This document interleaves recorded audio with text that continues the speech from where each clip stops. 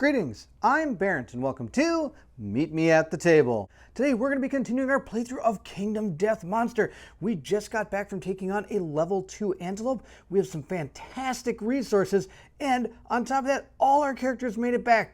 Different from the last couple times we went out. It did not go as well. So we're going to go ahead and move into the settlement phase, but before we do, of course, we have to gain our Hunt XP and also our weapon proficiencies from that last fight. I always do that during the settlement phase because sometimes those fights can become a little bit long, and the settlement and hunt videos are usually not as bad. In terms of how long the phases actually last, our settlements are usually a little bit shorter, which is why I always do these near the end, at the beginning of these phases as opposed to the end of the monster phase. So at the end of the fight, we're going to be giving everybody 2 Hunt XP. We got 2 this time for killing a level 2 antelope. So we're going to fill in those boxes, and then we're going to reach a few milestones. We know what one of the milestones is. It's this age event. So when we get to this one, I know for a fact I give everybody a weapon proficiency, and we also roll on that table. So we're going to go ahead and give some weapon proficiencies. We're going to go ahead and give her dagger. I know I always keep giving the same things, but we have these awesome weapons. A dagger, we're going to give this one shield, because she has ability to take 2 different shields, and I'm not sure what we're going to do with Tasselhoff yet, so we'll have to figure out what we're going to do with him. Now, of course, on top of that, for these 3, I have to roll on that age event. Now, we've seen that 100,000 times. I'm not even going to bring the book out. I'm just going to roll the 2d10 and see what we get. So we're going to start with Tasselhoff. Tasselhoff got a 16. Which means he's going to gain 1 permanent accuracy. So we're going to go ahead and give him another accuracy. He's up to 2 accuracy. Wow, maybe we might change some of these guys up here. We'll see how this goes. And then we're going to go with our next character here. She's going to roll. Let's see what she got. She got a 6. So she's going to go ahead and gain +1 permanent strength. So we're going to go ahead and go to permanent strength here. She's going to gain 3 strength. Wow, she's got a lot of strength. All right, next we've got her. We're going to go ahead and see what she gets. We'll roll this up here. She again got a 6. She gets permanent strength. Well, our guy's got a ton of strength. We're never going to not wound. We just have to hit. That's the problem. Now, Riverwind, he has reached actually his 2nd age event. So he's not going to be gaining a weapon proficiency. He's just going to be rolling on a table. So again, I'm just going to roll it. We've seen this before. I'm going to roll it up. We haven't seen it very often, though. But we're going to roll it up, and he got a 9. So that means he's going to be gaining 1 permanent strength as well, which actually helps him out because he doesn't have a lot of the extra bonuses that some of our other newer survivors have. So now that we know some of these people have some extra accuracy and strength, I think we're going to be okay. We're going to keep what we have, but this person, well, we need to find something for this guy to have. I think I'm going to give him bow because he still takes the bow with him, but he doesn't actually use it. Maybe we'll be getting some new settlement things so we can actually maybe learn some of this new stuff. So we've gone ahead and gained our weapon for our Hunt XP. Now let's go ahead and gain our weapon proficiency. He hit with these guitars and wounded, so he's going to gain 1 weapon proficiency. The rest of them didn't have a weapon proficiency yet, so they don't gain 1. Now we're going to go ahead and move into the rest of our settlement phase. So now that we gained our Hunt XP and our weapon proficiencies, we're going to continue on with the settlement phase. We've got all our resources. We've gained back all our stuff from when we went out there hunting. We even got a couple bone blades. Don't really know what I'm going to do with those, but we got them nonetheless. We've set out all the stuff for our settlement phase. I'm excited to get to it. And if you're excited as well, then I need you to meet me at the table.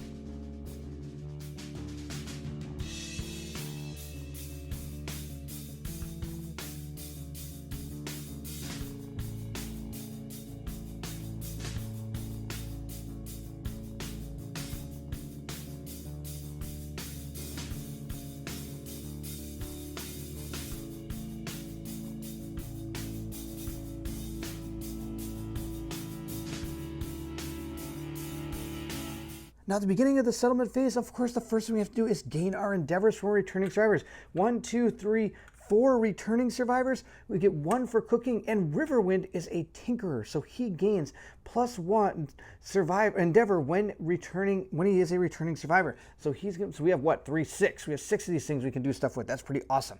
Now what we're going to do is we're going to continue on. We're going to update the timeline. We're going to draw a settlement event and resolve it and trigger any story events. Let's go ahead and check out our settlement sheet. So we're going into Lantern Year 16. We're going to draw a random settlement event. Check this out. We have a Nemesis Encounter from the Butcher level 2. And we have to deal with the Hooded Knight yet again. Oh, she just keeps on coming. So we're going to go ahead and grab our random settlement events, and let's see what has befallen our brave survivors. We're going to go ahead and shuffle these up a little bit, and we're going to grab one. We're going to grab, well, let's see, let's take this one and see what it is. We have discovered Stranger in the Dark. Oh, I think we've seen this one before. It's a settlement event. Roll a d10. All right, we're going to roll a d10 and see what happens. I'm going to take my d10 and roll it up. We got a 7. Let's go ahead and check out 7. It says, a stranger calmly explains that he has always been in your settlement, gained +1 population, and the new survivor has 0 present secret fighting art. Oh, I think we've had this one before. Wow, that's the second time we've gotten this. And you know what? I'm not complaining. That's really, really cool. If I remember, 0 presence fighting art, I believe means that he's always in the blind spot no matter when he or she is attacking. So that's going to be really cool. So we have our new member.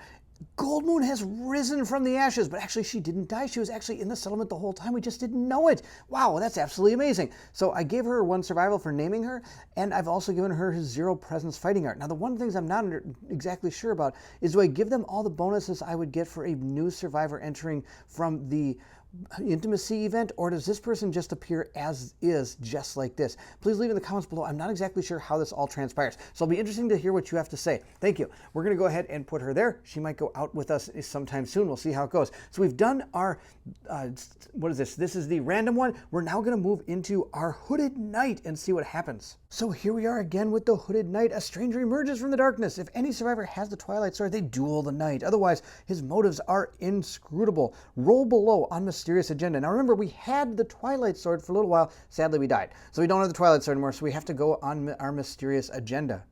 So we get to roll on this table right here and see what happens. We got a 7. Now let's go ahead and see what it says. Oh no, I think we've seen this one before. The Hooded Knight forces a tattered parcel into the hands of the returning survivor with the most hunt XP. If tied, randomize. The Hooded Knight leaves with unfinished business. If there are no returning survivors, then the knight leaves with unfinished business. Oh, that's going to be absolutely terrible, because that means Riverwind is about to get the stupid sword. He's not going to be able to use it either. It's just going to be bad news. So of course we've seen the tattered parcel. It says the survivors gain the Twilight Sword rare gear card and place it in their gear grid now. The survivor may select Twilight Sword as a weapon proficiency type. This weapon is cursed.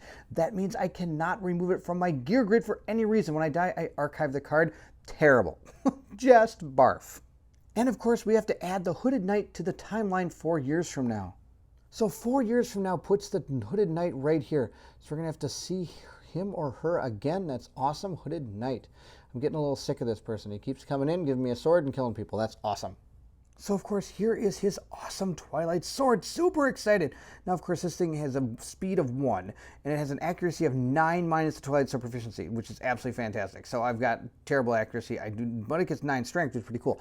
We're going to put that there. Riverwind is going to have that. Super excited about that. Riverwind is a beast. That's awesome. Now we're going to go ahead and move into here. We're going to update our time. We already did that. Update death count. There's nothing to update. So we're going to check our milestones. No milestones. We're going to develop. So let's go ahead and look at all the awesome things we have. We've got a pelt, a shank bone, a flat tooth, a spiral horn, a beefsteak, shank bone, a skull, a monster hide, a pelt, a monster hide, another pelt, and then I've also got these that I set aside because these are the ones I'm going to use for our innovation. Another monster bone, a monster hide, and a monster organ.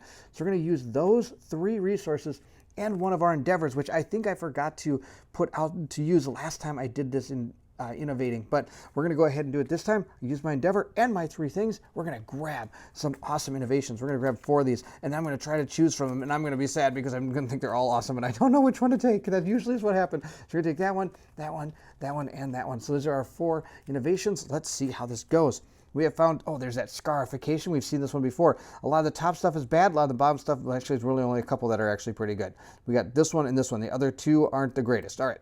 We're going to go ahead and see what's next. We have sculpture. This is the one where I can put a fighting art on this, but then I lose it from my actual character, but other people can learn it. Let's see here. You study inspiration statue, roll a D10 on a D6. You can gain the recorded fighting art. Now, does this work for secret fighting arts?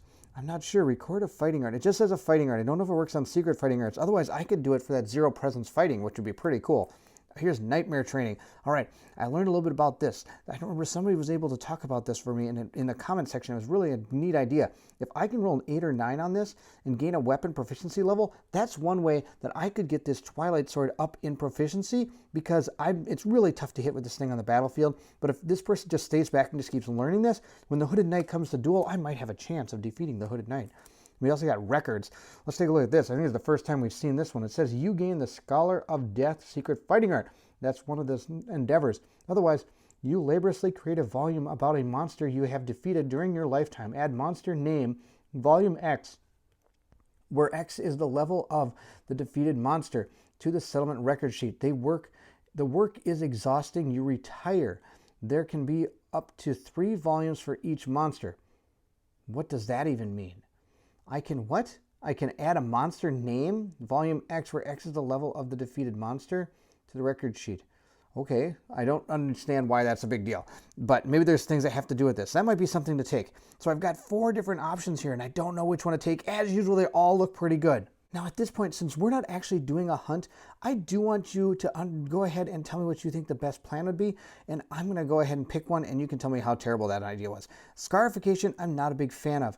I get +1 courage, but there's a chance of blinding or getting destroyed generals again. That's no good. I'm going to get rid of that one. But this record seems pretty good. Sculpture, if it works on secret fighting arts, I think it'd be really, really good. I don't have any other fighting arts right now. Otherwise, it'd be pretty cool. So it's between these two, the nightmare training and the records. I'm not sure what this is all about, but I could gain the Scholar of Death secret fighting art. I think we're going to take this one. Now let's just make sure from the other 2 cards I had that I wasn't gaining anything extra, like settlement gains extra when they leave or anything like that. No, it doesn't look like it. So I am going to take records. I don't know about this nightmare fighting. I get permanent accuracy and strength. That's pretty good. But look at this. I need to roll an 8 through a 10. Otherwise, I guess if I only roll a 1, then it's bad. And if I roll 2 through 7, I just lose an endeavor. And I've always got a lot of endeavors. I'm never really out of endeavors now that I think about it. These are both pretty good. Oh, wow, it's hard to take. I'm going to go with the records, and we'll see how that goes. If you think that was a terrible idea, please let me know in the comments below, and I'll make sure to switch that up maybe with this nightmare fighting. And then if I do use any endeavors here, instead I might use the endeavors on the nightmare fighting, or training, sorry, to maybe get that Twilight Sword to go up a little bit. All right, so we have taken records, and we're going to put that here, and we're probably going to use it later in our settlement event, because I've got so many of these things, it's out of control. So we're going to have to figure out what we're going to do with all of this awesome stuff. Now, of course, a couple of things I could do is I could go ahead and learn, where is it? He's right here, the sculpting or scrap smelting. I can build the blacksmith for 6 bones and 3 scrap. Now, I don't have that right now. I think I only have a few bones. 1, 2, 3, 4, 5. I got 5 bones. So I could maybe save my bones and maybe find some scrap, and we can go ahead and maybe make that blacksmith going forward. Of course, there's another settlement location I can make as well, the weapon crafter. We haven't crafted this guy yet either, which is 3 bones and a hide. But then I'd be using the bone that I'd be using for my scrap smelting. So it's kind of tough to figure out what I want to spend all this resource on. Or do I want to use all these pelts to start making more leather armor? That leather armor is pretty good. I have no problems with that, and maybe replace some of my lesser armor with better armor. Of course, making the weapon crafter or potentially the blacksmith, I can make even better armor. It's so hard to decide what to do. You only have so many limited resources here. Not to mention, I'm still kind of bitter that I lost a lot of stuff when we had that big feast a long time ago. Now, of course, we do have a monster organ, a cyclops fly, 2 iron, and a phoenix finger already. Let's go ahead and take a look at the pulmonus, or was it the pulmonary one, or the plumery? There we go, sorry, plumery. See if we can use that phoenix finger for anything. We have small fingers, phoenix feather, fingers, phoenix finger. I don't think I can use the phoenix finger for anything here. It doesn't look like it. And all these are going to take like wing or feathers and stuff, and I don't have any feathers this time. So there's not a lot of stuff I can do with there. So the only thing I think I can do is maybe create this weapon crafter. But if I do this, let's see here. What's this? This is the hide. I don't want that one. We want to look at oh, here it is, the leather worker. So we need to make, what is it, leather and scrap, leather and hide, leather and bone, leather and hide. Oh, I don't have a lot of that stuff. We got 1 leather, because I can make all this into leather. Leather, 1, 2, 3, 4, 5. I got 5 leather. 1, 2, 3, 4, 5. I can make another whole set maybe. Leather and hide, that'd be pretty good. Leather, oh no, I don't have the hide. I have 5 leather. so I can't make it all. Okay, so maybe it's not good to make that. Let's just go ahead and make that weapon crafter for now and see what we're even going to get from that. We might find some really cool weapon to make. So I'm going to spend 3 bones and a leather. So first off, we have to make leather. Let's go ahead and figure out, oh no, sorry, hide. 3 bones and a hide. So I'm going to go 1 hide. We'll go with, do we have any regular bones? No, we got shank bones. Let's go with a shank bone and a skull. Let's go with a skull. I wonder if I gave my guys the insanity. I don't know if I did or not. And we're also going to go with, we'll go with 1 more flat tooth. Look, there we go. We'll go with these. We're going to get rid of these things to go ahead and make our weapon crafter. So let's take a look and see what the weapon crafter has to offer. I'm hoping he's got some weapons that we could make right now. Let's see what it says. We got counterweighted axe, 2 bone, a hide, and an organ. Oh, I could do that. Whistling mace, a zimbato. I don't have a great cat bone. I can make a whistling mace. I can make a skull cap horn, hammer. Wow, I could make some really cool things. What's the finger of God? Oh, there's the phoenix finger. Do I have 4 bones? 1, 2. Oh, I had to use all my bones to make this thing. I don't have enough for the finger of God. That sounds pretty awesome. I don't even know what that is. Blood sheath and a rainbow katana. I can't make either of those. Okay, what's the scrap sword? Oh, I don't have any scrap. I lost all my scrap. Otherwise, I can make a scrap sword, a skull hammer, and of course the scrap dagger. Now, I don't think I want the dagger because that other dagger is just so much better. I'm guessing, but I don't see why it wouldn't be better with using a legendary item. So we're going to go ahead and see if any of these are worth making. So with our resources we have, now we can't really build all this stuff, but here's some ideas I was thinking. So what we could do is we do have this finger of God. We do have that phoenix finger. And I don't know when we're going to be fighting a phoenix again because it was rough the last time we did it. But if I can get 4 more bones, I can make this finger of God, which actually seems pretty cool. It has reach 2. If I can link up a whole bunch of colors, I can gain +1 accuracy and strength if I have 5 survival. My guys almost always start with full survival. So at least for the beginning of the fight, they'll have this. Now check this one out, this counterweighted axe. I don't have anybody that has an axe proficiency, but I can totally make this happen. So the deal is with this card is if I can actually make that link, on a perfect hit, I don't have to draw a hit location, it just suffers a wound. That's so good. Now, I don't have too many things that can actually do that in my gear abilities right now that I have. All the stuff that I own, not too much stuff does that. So I don't really know if that's going to be a good way to go. Now, we do have these up here. Check this one out. Skull Cap Hammer. On a perfect hit, the monster is dazed and gains -1 speed token until the end of its turn. So it would be doing less attacks. That actually sounds really good, but it's not that reliable. But here we go. This, I think, is going to be our winner. Check this thing out. The Whistling Mace. On a perfect hit, reveal the next AI card and place it on top or bottom of the AI deck. That's a perfect hit. I know it's not going to happen all that often, but being able to manipulate that AI deck, I think, is going to be really good. And I'm thinking about taking that and replacing my Hunter's Whip that the person with the shield carries. So that way, they can maybe go in first, hit with this, see if we want to deal with that AI card, and put it, and then maybe that person can then dash to where it would be beneficial for that AI card to actually hit her or him, whoever's using the shield, so we can actually use more of a tank concept. Now, in order to make the Whistling Mace, I think I need some stuff. What do I need? I need 2 bones and 1 organ. So let's find those. Now I only have actually 2 bones left. All the rest of this is hides and organs. And I actually have an organ from our storage. I have 1 organ, a monster phoenix finger, a cyclops eye, and then of course we also have our iron. So I'm going to get rid of this monster organ and these 2 shank bones, and we're going to buy a whistling mace. I shouldn't say buy. We are going to craft a whistling mace. And this I think we're going to replace the Hunter's Whip with. Hopefully that's pretty cool. What do you think? Think that's a pretty good deal? I hope so. All right, let's continue on. So now while we still develop, we do have a lot more of endeavors. We've got, what, 5 endeavors. A lot of those are probably going to augury again because I'd like to get some more population because we're going to go into our next Nemesis fight and that could be bad. But let's look at some of these things. So of course I could turn some of this stuff into iron, but I don't have any of that, so that's not going to work. There's nothing to cook. Languages, I don't have to worry about that. Symposium, hovels, these are all stuff that's going to help me if I have kids or helping with survival or being able to unlock certain things. Now, what does the bed do? It allows me to help repair things. I don't have anybody that's really that hurt. Of course, we have face painting, which allows me to gain some insanity or some survival. Departing survivors gain survival insanity. I think we might take advantage of that. We have pictographs. I can run away. Don't need to worry about that. Now, of course, we have this one. I want to do that one too. And we have storytelling. So we have 3 different things we could probably do. I think the rest, yeah, that's about it. All right. Yep. I'm going to put those back up here. Now, we have to decide which ones of these we want to do. And if we even want to do some augury this turn, we'll find out. I think I really want to take advantage of this records. I want to, you gain the Scholar of Death secret fighting art. I want somebody to have that. So we're going to go ahead and learn that. I'm going to have, let's have Fistundantalus learn that. If I have to actually pick a survivor to do it, I'm going to have him do it. So we're going to go ahead. No, he's already got that that one that, he's already got the one that allows him to fight from anywhere in the blind side. So let's not have him do that. We're going to have, Gold Moon does that too. Who do I have left? Well, Riverwind's pretty much useless now. Let's have Shield. We'll have the person with the daggers. We'll have her go ahead and do it. She's going to go ahead and spend one endeavor to go ahead and figure out what this Scholar of Death is. So here's our Scholar of Death. Let's see what it says. It's a secret fighting art. It does say, on arrival, gain reroll tokens equal to the number of volumes recorded about your quarry. If your settlement has White Lion volumes 1, 2, and 3, when you fight a White Lion, you get 3 reroll tokens. Oh my gosh, that's great. Discard reroll tokens to reroll one of your roll results during the showdown. This includes monster rolls results when you are the monster controller.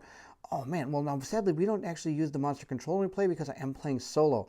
But that's okay. This actually is okay. Now I understand what these novels are all about. What are these the quarries volumes that we have to write about? So that's pretty cool. So I do want to say that now that I know what this is, we are definitely keeping records as our settlement innovation because I don't want to backtrack on all this. So I know I was a little indecisive about which one to take. We took records. I used it. We're going to go ahead and keep it. But that's going to be what we're going to do. Now, of course, I could go ahead and retire somebody to learn about some of our creatures we've fought. But I'm not going to do that this turn because we're not going to be fighting anyone. We're going to be fighting a giant white, butcher. We're taking on the butcher. He's going to rock us. All right. So I'm going to put our records back. We're done with that. But Conan has gained the Scholar of Death, so we're going to go ahead and write that on her thing. I'll do that later. We need to do it on camera. And we're going to go ahead and see what else we can do with the rest of these 4 endeavors we have. And I think one of the things I want to do is I can do storytelling. Once I get 1 storytelling, gain understanding, departing stars gain 3 insanity, or I get the white speaker. Do I want to do that? That's 2 of these. That's quite a bit. I am going to do face painting. We're going to go ahead and use face painting so that maybe we can get some survival and also some insanity as we go off to battle here. Let's see how we do. We got a 1. We got nothing but laughing, nothing happens. So we're going to do it again. We're going to go ahead and use another one of our survival, and we got laughing, nothing happens. Really? Wow, I can't believe this. All right, we're going to go ahead and see what happens here. We're going to try it again. Well, we're definitely not auguring this turn, and I think we might as well just use the last one to go ahead and face paint. This is going to be it. We got nothing. All right, finally, we got the one that gives us, we get 2 survival and 1 insanity. That's awesome. Now we're going to have to figure out what we're going to do about sending our people out into the world. They're going to have to take on that butcher. It's going to be actually out of control. So we're going to go ahead and prepare our departing survivors, and we're also going to go ahead and archive and read and record and archive our resources. We did not do that great at this settlement we've had. This has not been the greatest phase on the planet. I was a little indecisive. I wasn't exactly sure what I was going to do with some of those innovations. I wasn't exactly sure what I want to do with the buying stuff. Now we got a new weapon crafter. So there's been a lot of new stuff for me to figure out what we're going to do with. I've decided to keep this stuff. We're going to archive all this stuff. I think it'll be good because we'll come back with, well, almost nothing because when we fight the butcher. But who knows, I might get a butcher's cleaver again. That was really cool the first time. All right, let's go figure out who is going to take on this level 2 butcher. So Tasselhoff is going to be our first brave survivor to be nominated to go take on the Butcher level 2. All right, we're going to see how he is. He's all set up with his rawhide gear like he had before. He's got his catgut bow, cat eye circles. This time I gave him the clawhead arrow and I gave him some bandages as well. We might need those when fighting the Butcher. So we're going to go ahead and move on to our next character. He has all his stats here. He does have max survival and we're ready to go. Next, we have a new character. This is going to be Sarah. She's going to come in with 9 survival. She has 1 insanity, and she has all that white lion gear. And she grabbed a Dridacanthus as well. So we're going to go ahead and make sure we fill in all this. She's going to get +1 to all the different places. So she has 4 on her head and 3 to all the rest of the places. And she is all set to go. See if she can take down that butcher. And here we have Cassandra. She's coming in here as well. She was with us last time. She does have her shield proficiency. We'll see if she gets some of that. Now, of course, she has pretty much the same as everything, but she did decide to take that whistling mace. We're going to give that a shot. Our new weapon. Now she has all of her armor, and she's all set to go with max survival and 2 insanity. And lastly, we have the mighty Huma. Huma is coming in to go ahead and try to take on the Butcher level 2. He's starting his adventure in the world of Kingdom Death fighting against a level 2 Butcher. We'll see how that goes. So he's going to go ahead and take that Screaming Gear. We're going to see how that goes for him. And he's going to go ahead and make everything happy. He's going to go ahead, and I think he gets 9 survival because he has Dridacanthus there. So he's going to gain his 9 survival. He's going to gain +2 to everything, I believe. If we look at our Screaming Gear, +2 to all the different locations. So he's going to have 5 to everything except for his head and his waist. He's going to have 4, I apologize, to everything except for this head and waist. There we go. He's all set to go. He doesn't have anything. He's brand new. We're going to go ahead and see how he does against that Butcher. And there you have it. That's the end of the video. We are going to be taking on the Butcher level 2. He's actually one of my favorites. We actually fantastically epic fight against this guy last time.